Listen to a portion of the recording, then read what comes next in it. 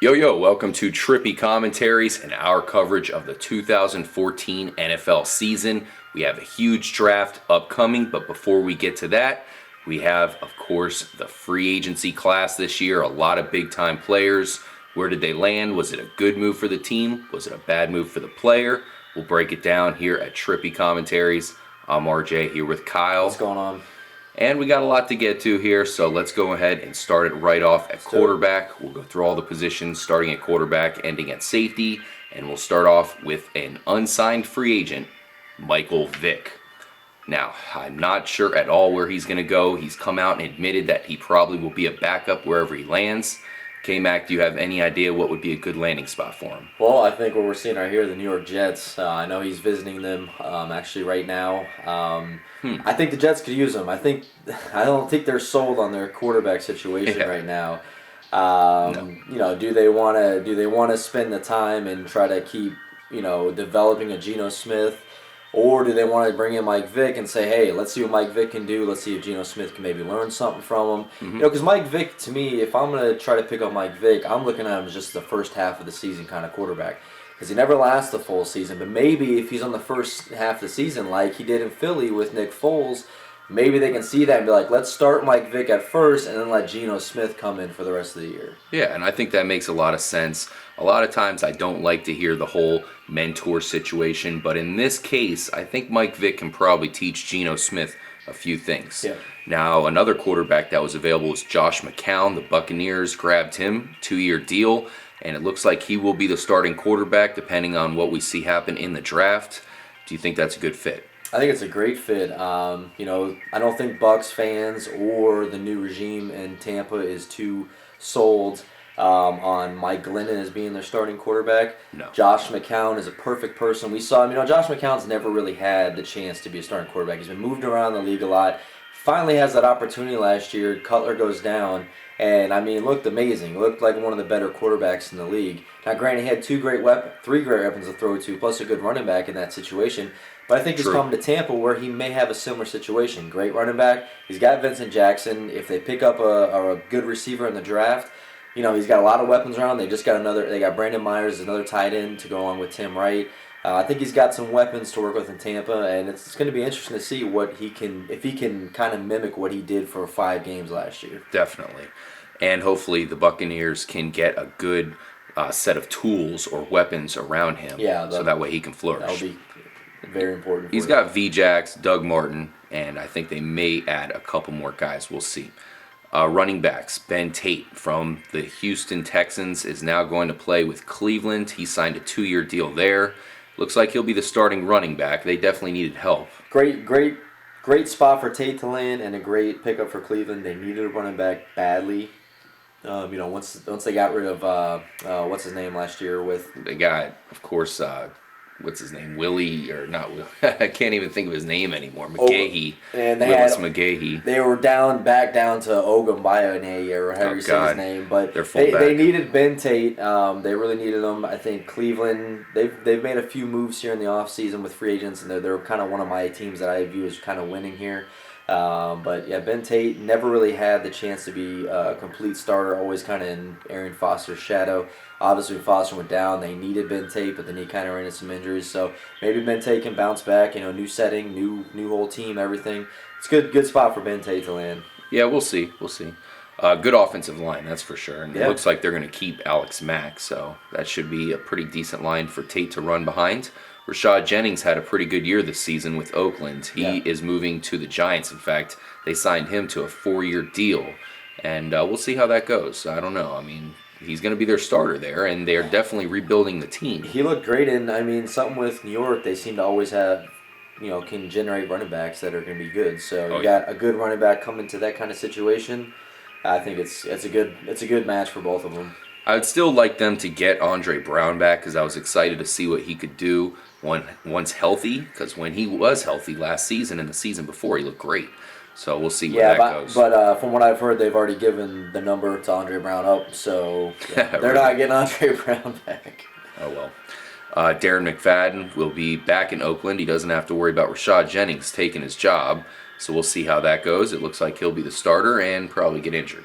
Yeah, it's kind of interesting because I thought Oakland was going to definitely get rid of him. And move on. I thought they would re-sign Rashad Jennings to be their running back, not Darren McFadden, and they just re-signed Darren McFadden. I mean, he had, I think 2 years ago, had a glimpse of time where he looked really good, but other than that, he hasn't really shown me much. So it's kind of an interesting move by Oakland, but hey, it's Oakland.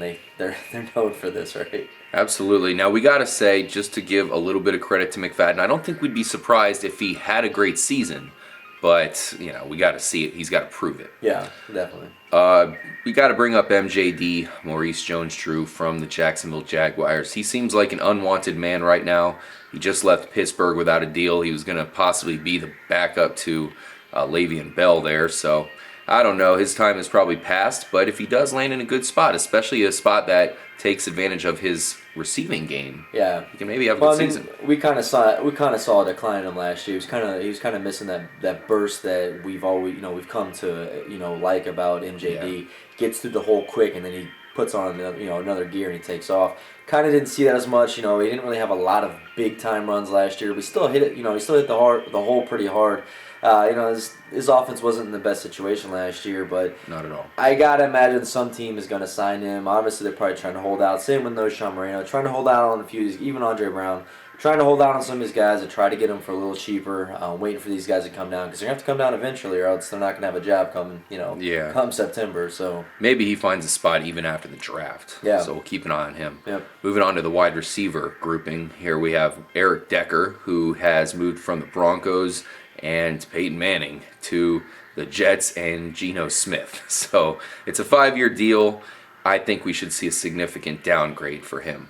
Yeah, I like Eric Decker, but he's going to be the number one there. Unless they can pick up Mike Vick and those two have a good early connection, that's possible. But I kind of feel bad for Eric Decker in this situation, but we'll see. If he's that good, then it shouldn't matter what team he's on, right? Yeah, we'll see. Although I really wish he had a better quarterback to play with there. We'll see how that goes. Yeah. We'll go ahead and keep it right there in Denver. They lost Eric Decker. They're replacing him with Emmanuel Sanders. It was kind of a crazy situation that happened there, but he landed in Denver, and I really like Sanders to blow up in that system. I think he's going to step right into Decker's spot and probably look better than him at times. I agree. This guy is an explosive receiver. Bucs fans were hoping when he was going to visit here that he was going to be a part of Tampa Bay. They didn't get him last minute. They decided to sign with Denver, which I don't blame him. He's going to be a focal point, a huge move. He's going to fill in that piece where Decker was there, and I think he's a little better than Decker, honestly, a little faster, a little more of an athlete, and this is a big signing for Denver. Denver is definitely one of the top teams here in free agency for this season. Yeah, I'm definitely surprised how many moves they're making. We're going to get to a couple more moves that they made, and I almost was kind of looking at them before as perhaps they had their Super Bowl shot and they're out, but now all of a sudden I think they're right back into that favorite spot along with the Patriots, so we'll see what they can do. We'll see who else they added. Yep. Hakeem Nicks signed with Indianapolis. It's a 1-year deal, kind of stagnant for a while there for the Giants, but from what I heard, he was saving himself to sign this big deal, and it's a 1-year deal, so he's going to have to prove himself there in Indianapolis. Yeah, and I heard that too, but it just seems backwards to me. If you're looking to sign a big deal, you need to play your ass off, and Hakeem Nicks did not play his ass off last year. To me, he was a mediocre receiver. I think he's another guy that's kind of coming down to the end of the line here. And maybe Indy can make something with him, but look, they only signed him for 1 year, which is very smart by them. See if he's got anything left. If he doesn't, maybe they can try to trade him, try to move him somewhere, or just drop him. Yeah, well, the one thing we got to say about Indianapolis, another team that's making a lot of moves, is they have a lot of receivers now. Yeah. They got Reggie Wayne, they got all these guys. In fact, Dwayne Allen, their big tight end, who I like a lot, will be back this year. Last year they were depending on Fleener a lot, but Dwayne Allen's probably better than Fleener, so we'll see how that goes. Now they add Nicks to the fold. Julian Edelman re-signs with New England, 4-year deal. That's probably the best thing for him to do. I was surprised how many teams were interested in him. I think it's a clear situation that New England made him look better than he actually was. He was cut not too long ago. Yep. But he lands back with the Patriots. It's good to see that for him personally because he's going to flourish there. Yeah, definitely. Golden Tate, I know you like this move. He's going to Detroit, 5-year deal. So he'll be paired up with Calvin Johnson. He should definitely get a nice opportunity. And it's what Detroit's been looking for. They've been looking for another receiver. They've had a mix of different guys in there that they've tried to use. None of them really have come through the way they needed them to. Now you take a guy like Golden Tate, who to me was kind of underrated in Seattle. I think he's a little better than what his numbers might show. Seattle was more of a run first, control the clock, let your defense play. I think in Detroit, where it's a little different, where they're a spread offense, they're a running gun type team. A guy like him is needed. Nate Burleson, he didn't prove himself at all last year. That's why they dropped him. They were hoping Burleson was going to be that number 2 guy, but it's never happened. He had the injuries. Golden Tate is a good pickup here. And anytime you're a receiver and you have Calvin Johnson on the other side, you're going to look better instantly because all the focus is on Calvin Johnson. Yeah, absolutely. One guy I like a lot is Steve Smith going to Baltimore. Now, it looked like he really slowed down a lot the past couple seasons. But now all of a sudden he goes to Baltimore. You got to say, him combined with their quarterback, Torrey Smith. Yep. Yeah, I mean, come on. I really think that Joe Flacco, he's got a huge arm, and those two guys are just perfect for that system. Exactly. And Steve Smith he's just going to fit in on that team like a glove, man. Yeah, I don't know if I would have liked him in other spots, but Baltimore, it's like, whoa, perhaps we see a resurgence here. And I was disappointed in Carolina for letting Steve Smith go. I thought Steve Smith is a guy that you have retire in Carolina. He's been, kind of the face of your franchise for years. And he still is playing at a big level. And with a team like Carolina that has no receivers anymore, yeah. You think you might want to spend a little money and try to get him, maybe move some other people around, try to restructure some other deals, and try to keep that guy as part of your organization and franchise. Yeah. You got to say, that ended pretty ugly. So we'll see what becomes of that. I imagine. I mean, I'm sure Steve Smith was pretty upset because he was thinking, this is where I'm retire, this is my team, and all of a sudden they're like, nope, you're gone. So yeah, it's the way the business is. Did you hear on the record, he came out and said right off the bat, he said when he does go to play Carolina again in Carolina Stadium, that everybody needs to wear goggles because they're going to be blood and guts flying everywhere. That's what I love about Steve Smith, man. He's a short receiver, but that guy's got a lot of fight in him. I mean, he plays like he's the size of Calvin Johnson. He's very small, but you couldn't tell, man. He's very physical receiver. He's fun to watch because how physical he is. And yeah, I guarantee you, if he plays Carolina this year at some point, it's gonna get pretty nasty.